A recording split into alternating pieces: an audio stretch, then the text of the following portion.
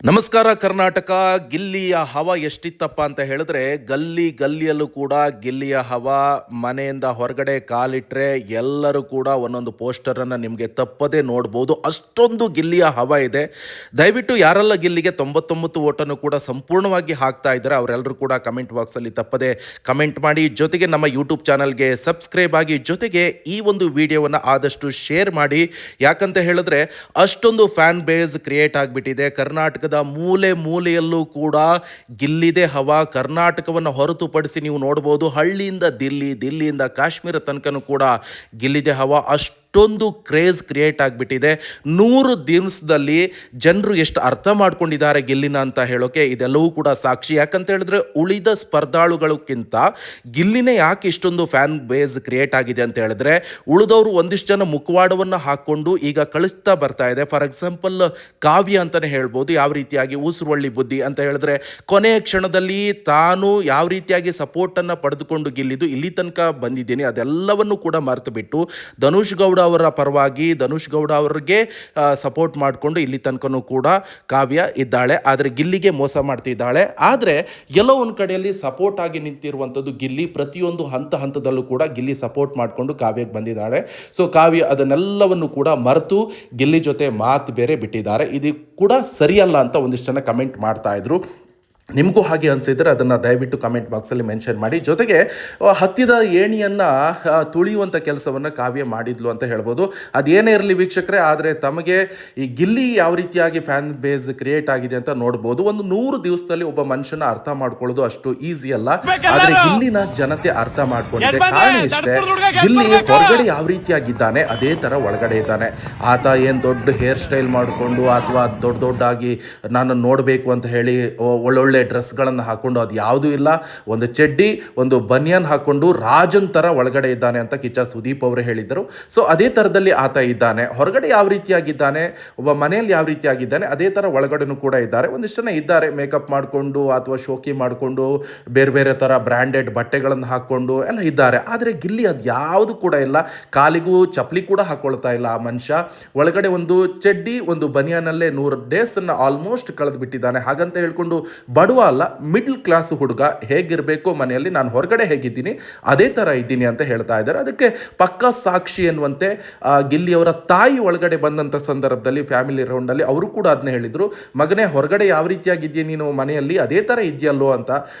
ಒಂದಿಷ್ಟು ಜನ ಡ್ರಾಮಾ ಮಾಡ್ಕೊಂಡಿದ್ದಾರೆ ಒಳಗಡೆ. ಆ ಥರ ಅಲ್ಲ ಗಿಲ್ಲಿ. ಯಾಕಂತ ಹೇಳಿದ್ರೆ ಆತ ತನ್ನ ಏನು ಒಳಗಡೆ ಯಾವ ರೀತಿಯಾಗಿರಬೇಕು ಒಳಗಡೆ ಆತ ಜೀವಿಸ್ತಾ ಇದ್ದಾನೆ ಅಂತಲೇ ಹೇಳ್ಬೋದು. ಎಲ್ಲರ ಜೊತೆನೂ ಕೂಡ ಕಾಲು ಎಳ್ಕೊಂಡು ತಮಾಷೆ ಮಾಡಿಕೊಂಡು ಟೈಮ್ ಪಾಸ್ ಮಾಡ್ತಾ ಇದ್ದಾರೆ. ಹೊರಗಡೆ ಕೂಡ ಒಂದಿಷ್ಟು ಮನೋರಂಜನೆ ಕೂಡ ಅದು ಕ್ರಿಯೇಟ್ ಆಗ್ತಾ ಇದೆ. ಯಾಕಂತ ಹೇಳಿದ್ರೆ ಜನರು ಬಿಗ್ ಬಾಸನ್ನು ನೋಡೋದೇ ಒಂಥರ ಎಂಟರ್ಟೈನ್ಮೆಂಟ್ ಸಿಗಲಿ ಅಂತ. ತಾನು ಇರೋದೇ ಹೀಗೆ, ತಾನು ಎಂಟರ್ಟೈನ್ಮೆಂಟ್ ಮಾಡಲ್ಲ, ಸೀರಿಯಸ್ ಆಗಿರ್ತೀನಿ ಅಂತ ಹೇಳಿದ್ರೆ ಜನ ಯಾರೂ ಕೂಡ ನೋಡೋಕೆ ಹೋಗಲ್ಲ. ಅದಕ್ಕೆ ಬೇರೆ ಥರನೇ ಶೋ ಬೇಕಾರಿದೆ, ಅದಕ್ಕೂ ಹೋಗ್ಬೋದು. ಆದರೆ ಬಿಗ್ ಬಾಸ್ ಎನ್ನುವಂಥದ್ದು ಮನೋರಂಜನೆ ಕ್ರಿಯೇಟ್ ಆಗಿಬಿಟ್ಟಿದೆ. ಒಂದು ಸಣ್ಣ ಮಕ್ಕಳಿಂದ ಹಿಡಿದು ಎಲ್ಲರೂ ಕೂಡ ನೋಡಿದಾಗ ಗಿಲ್ಲಿ ಇಷ್ಟ ಅಂತ ಹೇಳ್ತಾರೆ. ಯಾಕೆ ಇಷ್ಟ ಅಂತ ಹೇಳಿದ್ರೆ ಆತ ಅಷ್ಟೊಂದು ಕಾಮಿಡಿ ಮಾಡಿದ್ದಾನೆ, ಜನರನ್ನ ಎಂಟರ್ಟೈನ್ಮೆಂಟ್ ಮಾಡಿದ್ದಾನೆ. ಅದಕ್ಕೋಸ್ಕರ ಆತನಿಗೆ ಇಷ್ಟೊಂದು ಫ್ಯಾನ್ ಬೇಸ್ ಕ್ರಿಯೇಟ್ ಆಗಿದೆ. ಸೊ ನೀವು ಮನೆಯಿಂದ ಹೊರಗಡೆ ಕಾಲಿಟ್ಟಂಥ ಸಂದರ್ಭದಲ್ಲಿ ಪಕ್ಕದ ಬೀದಿಗೆ ಹೋದರೆ ಸಾಕು, ನಿಮಗೆ ಸಿಗುತ್ತೆ ಒಂದೊಂದು ಪೋಸ್ಟರ್ಗಳು. ಆದರೆ ಅದರಲ್ಲಿ ಗಿಲ್ಲಿದೆ ಅತಿ ಹೆಚ್ಚು ಪೋಸ್ಟರ್ಗಳು ನಿಮಗೆ ಕಾಣಸಿಗುತ್ತೆ. ಎಲ್ಲ ಕಡೆ ಗಿಲ್ಲಿಗೋಸ್ಕರ ದೇವರಲ್ಲಿ ಪ್ರಾರ್ಥನೆಯನ್ನು ಮಾಡ್ಕೊಳ್ತಾ ಇದ್ದಾರೆ, ಗಿಲ್ಲಿನೇ ಗೆಲ್ಲಬೇಕು ಅಂತ. ಒಂದಿಷ್ಟು ಜನರು ಕೂಡ ಅದನ್ನೇ ಹೇಳ್ತಾ ಇದ್ರು, 99 ಓಟನ್ನು ನೀವು ಗಿಲ್ಲಿಗೆ ಹಾಕಿದ್ರೆ ಮಾತ್ರ ಗಿಲ್ಲಿ ಗೆಲ್ಲೋಕೆ ಸಾಧ್ಯ.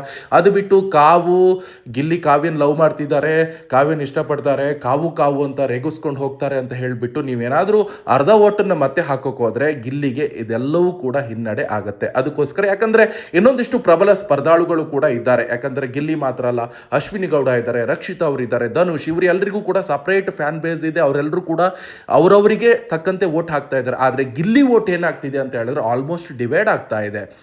100ರಲ್ಲಿ 70% ಗಿಲ್ಲಿಗೆ ಹಾಕಿದ್ರೆ ಒಂದಿಷ್ಟು ಓಟ್ಗಳನ್ನು 30% ಕಾವ್ಯನಿಗೆ ಹಾಕ್ತಾ ಇದ್ದಾರೆ. ಆ ಒಂದು ಕಾರಣಕ್ಕೆ ಕಾವ್ಯ ಇಲ್ಲಿ ತನಕ ಸೇವ್ ಹಾಕೊಂಡು ಬಂದಿದ್ದಾಳೆ.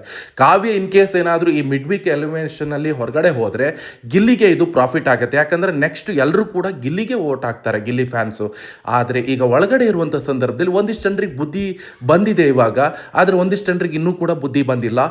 ಒಳ್ಳೆ ಬಾಂಡಿಂಗ್ ಅಪ್ಪ, ಅವರಿಬ್ಬರು ಫ್ರೆಂಡ್ಶಿಪ್ಪು ಟ್ರೂ ಹಾಗೆ ಹೀಗೆ ಅಂತಲ್ಲ, ಎಲ್ಲ ಟ್ರೂ ಫ್ರೆಂಡ್ಶಿಪ್ಪು ನಿಮಗೆ ದಿನನಿತ್ಯ ಕಾಣಸಿಗುತ್ತೆ.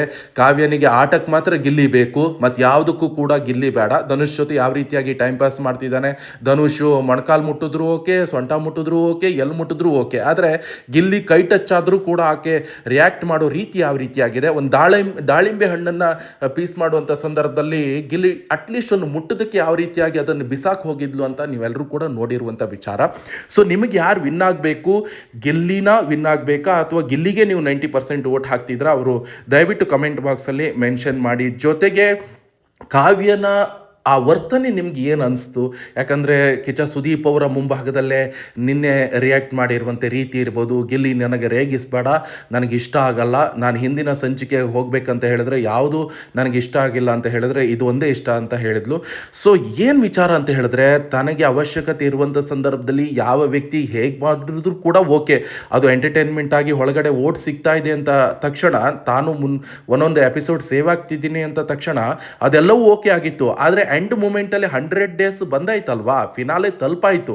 ಸೊ ಇಂಥ ಸಂದರ್ಭದಲ್ಲಿ ಇವಾಗ ಏನು ಮಾಡಿದ್ರು ಕೂಡ ಕಷ್ಟ ಆಗ್ತಾ ಇದೆ. ಅಂದರೆ ಹೊರಗಡೆ ಬಂದಂಥ ಸಂದರ್ಭದಲ್ಲಿ ಅದಕ್ಕೆಲ್ಲ ರಿಯಾಕ್ಟ್ ಮಾಡಬೇಕಲ್ವಾ, ಅದನ್ನು ಹೇಗಿದ್ರು ಹಾಗಿದ್ದಿದ್ರೆ ಓಕೆ ಆಗ್ತಿತ್ತು. ಆದರೆ ಕುತಂತ್ರಿ ಅಂದರೆ ಕನ್ನಿಂಗ್ ಬುದ್ಧಿ ಅಂತ ಹೇಳ್ತಾರಲ್ಲ, ಅದು ಕಾವ್ಯನಲ್ಲಿ ನಿಮಗೆ ಹೆಚ್ಚು ಕಾಣಸಿಗುತ್ತೆ ಉಳಿದವರಿಗಿಂತ ಹೋಲಿಕೆ ಮಾಡಿದರೆ. ಆದರೆ ಗಿಲ್ಲಿಗೆ ರಕ್ಷಿತಾ ಗುಡ್ ಫ್ರೆಂಡ್ಶಿಪ್ ಅಂತಲೇ ಹೇಳ್ಬೋದು. ಸ್ಟಾರ್ಟಿಂಗಲ್ಲಿ ಯಾವ ರೀತಿಯಾಗಿದ್ದಾಳೆ, ಯಾವ ರೀತಿಯಲ್ಲಿ ಸಪೋರ್ಟ್ ಮಾಡ್ತಾ ಇದ್ಲು, ಅದೇ ಥರ ಸಪೋರ್ಟ್ ಮಾಡ್ತಾ ಇದ್ಲು. ಸ್ಟ್ಯಾಂಡ್ ಯಾವ ರೀತಿಯಾಗಿ ತಗೋಬೇಕು ಅದೇ ಥರ, ಬುದ್ಧಿವಾದವನ್ನು ಯಾವ ರೀತಿಯಾಗಿ ತಗೋಬೇಕು ಅದೇ ಥರದಲ್ಲಿದ್ಲು. ಆಕೆಯು ಕೂಡ ನಂಬಿದ್ಲು ಗಿಲ್ಲಿ ಮತ್ತು ರಘು ಅವರನ್ನು. ಆಗ ರಘು ಅವರು ಅಷ್ಟೇ ರಕ್ಷಿತಾ ಅವರಿಗೆ ಸಪೋರ್ಟ್ ಮಾಡ್ಕೊಂಡಿದ್ರು. ಆದರೆ ಕಾವ್ಯ ಮಾತ್ರ ಏನು ಮಾಡ್ತಿದ್ಲು ಅಂತ ಹೇಳಿದ್ರೆ, ಧನುಷ್ ಗೌಡ ಅವರಿಗೆ ಫುಲ್ ಸಪೋರ್ಟ್. ನೀವು ನೋಡ್ತಾ ಇರ್ಬೋದು, ಧನುಷ್ ಗೌಡ ಅವರಿಗೆ ನಾಮಿನೇಟ್ ಮಾಡ್ತಾ ಇಲ್ಲ, ಗಿಲ್ಲಿ ನಾಮಿನೇಟ್ ಮಾಡೋದು, ಧನುಷ್ ಗೌಡ ಅವ್ರನ್ನ ಸೇವ್ ಮಾಡ್ತಾ ಇದ್ರು ಕಾವ್ಯ ಮತ್ತು ಸ್ಪಂದನ. ಅವ್ರು 3 ಜನ ಒಂದೇ ಟೀಮು. ಆದರೆ ಬಳಕೆ ಮಾಡ್ಕೊಳ್ತಾ ಇರುವಂಥ ಮಾತ್ರ ಗಿಲ್ಲಿ. ಈ ಗಿಲ್ಲಿಗಿನ್ನೂ ಅರ್ಥ ಆಗಿಲ್ಲ ಆಯಿತು. ಗಿಲ್ಲಿ ಆಟ ಆಡ್ತಾ ಇದ್ದಾನೆ, ಸೇವ್ ಮಾಡ್ತಾ ಇದ್ದಾನೆ. ಆ ಕ್ಯಾಪ್ಟನ್ ಆದಂಥ ಸಂದರ್ಭದಲ್ಲಿ ಗಿಲ್ಲಿ ಕಾವ್ಯನ ಸೇವ್ ಮಾಡೋಕ್ಕೆ ಹೋಗಿ ಎಷ್ಟು ಆತನಿಗೆ ಇರಿಟೇಷನ್ ಆಯ್ತು ಅಂತ ಹೇಳಿದ್ರೆ, ಸಾಕಷ್ಟು ಜನ ಒಳಗೆ ಮಾತಾಡಿದ್ರು, ಹೊರಗಡೆನೂ ಕೂಡ ಗಿಲ್ಲಿ ಆ ಕಾವ್ಯನಿಂದ ಜೊಲ್ಲು ಸುರಿಸ್ಕೊಂಡು ಹೋಗಿ ಈ ಥರ ಆಗಿಬಿಡ್ತು ಅಂತ ಹೇಳ್ಕೊಂಡು ಕಿಚ್ಚ ಸುದೀಪ್ ಅವರು ಕೂಡ ಹೇಳಿದರು, ಈ ನಾಮಿನೇಟ್ ಎನ್ನುವಂಥದ್ದು ಪ್ರಕ್ರಿಯೆ ಸುಮ್ಮನೆ ವೇಸ್ಟು ಅಂತ ಹೇಳಿಬಿಟ್ರು. ಆ ರೀತಿ ಆಗಿಬಿಡ್ತು. ಅಂದರೆ ಒಬ್ಬ ವ್ಯಕ್ತಿಗೋಸ್ಕರ ಈತ ತಗೊಂಡಂಥ ನಿಯತ್ತು ಅಂತಲೇ ಹೇಳ್ಬೋದು. ಅದು ಆತನ ತಪ್ಪಲ್ಲ, ಯಾಕಂದರೆ ಹೊರಗಡೆ ಜಂಟಿಯಾಗಿ ಕಳಿಸ್ತಾ ಇರುವಂಥ ಸಂದರ್ಭದಲ್ಲಿ ಒಳಗಡೆ ಲಾಸ್ಟ್ ಟೈಮು ಕಿಚ್ಚ ಸುದೀಪ್ ಅವರು ಸ್ಟೇಜ್ ಮೇಲೆ ಜಂಟಿಯಾಗಿ ಒಳಗಡೆ ಕಳಿಸಿದ್ರು. ಆ ಸಂದರ್ಭದಲ್ಲಿ ಗಿಲ್ಲಿ ಒಂದು ಮಾತನ್ನೇ ಹೇಳ್ತಾನೆ, ನಿನ್ನ ಗೆಲುವಿಗೆ ನಾನು ಕಾರಣ ಆಗಬೇಕು, ನನ್ನ ಗೆಲುವಿಗೆ ನೀನು ಕಾರಣ ಆಗಬೇಕು, ಸೊ ನಾನು ಯಾವುದೇ ಕಾರಣಕ್ಕೂ ಕೂಡ ನಾನು ಬಿಟ್ಕೊಡಲ್ಲ ಅಂತ ಹೇಳಿದ್ದಾನೆ. ಅದೇ ಥರ ಮಾಡಿದ್ದಾನೆ. ಆದರೆ ಕಾವ್ಯ ಮಾತ್ರ ಇದು ನಿನಗೆ ನೆನಪಿರಬೇಕು ಅಪ್ಪ ಅಂತ ಹೇಳ್ಕೊಂಡು ಒಳಗಡೆ ಬಂದಿರುವಂಥದ್ದು ಕನ್ನಿಂಗ್ ಬುದ್ಧಿ. ಯಾಕಂತ ಹೇಳಿದ್ರೆ ಆತ ಒಬ್ಬ ಕಾಮಿಡಿಯನ್ನು, ಏನೋ ಸ್ಟೇಜ್ ಪ್ರೋಗ್ರಾಮ್ಗಳನ್ನು ಮಾಡ್ತಾ ಇದ್ದಾನೆ, ಆದರೆ ನಟನೆ ಮಾತ್ರ ಯಾವ ಲೆವೆಲಲ್ಲಿ ರೀಚ್ ಆಗಿದ್ದಾನೆ ಅಂತ ಹೇಳಿದ್ರೆ ಸೂಪರ್ ಹಿಟ್ ಮೂವಿಯಲ್ಲಿ ಕೂಡ ಆ್ಯಕ್ಟ್ ಮಾಡಿದ್ದಾನೆ. ಅದು ಯಾವುದು ಕೂಡ ಈ ಕಾವ್ಯಂಗೆ ಗೊತ್ತಿಲ್ಲ, ತಾನ್ಯಾವುದೋ ಮೂವಿಯಲ್ಲಿ ಹೀರೋಯಿನ್